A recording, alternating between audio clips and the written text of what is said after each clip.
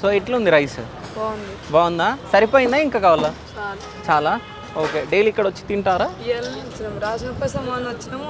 ఆయన 2 గంటలకు వస్తారని ఒక ఆయన ఇప్పుడు ఒక రూపాయి రాసి పెడతారమ్మంటే ఇక్కడ వచ్చేస్తాం. ఓకే, ఎట్లుంది రైస్? మంచిగా ఉందా? బాగుందా? సో ఏం పని చేస్తారు మీరు? ఇళ్ళలో పని చేస్తాం. ఇళ్ళలో పని చేస్తారు. ఎక్కడ ఉంటారు మీరు? మంగళారు. ఓకే, సో ఇక్కడ వేరే పని మీద వచ్చారా? ఓకే అన్న, మీ పేరు? అశోక్. అశోక. సో ఎట్లా ఉంది భోజనం?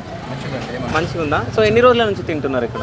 ఇక్కడ 3 months తింటున్నాం. 3 months. అయితే ఇప్పుడు హైదరాబాద్లో ఎన్ని రోజుల నుంచి ఉంటున్నారు మీరు?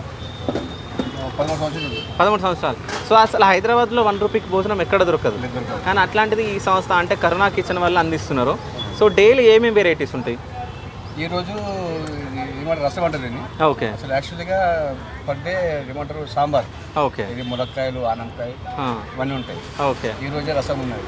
ఓకే. ఎట్లా అనిపిస్తుంది రైస్? మంచిగా. ఎంతమంది పిల్లలు మీకు?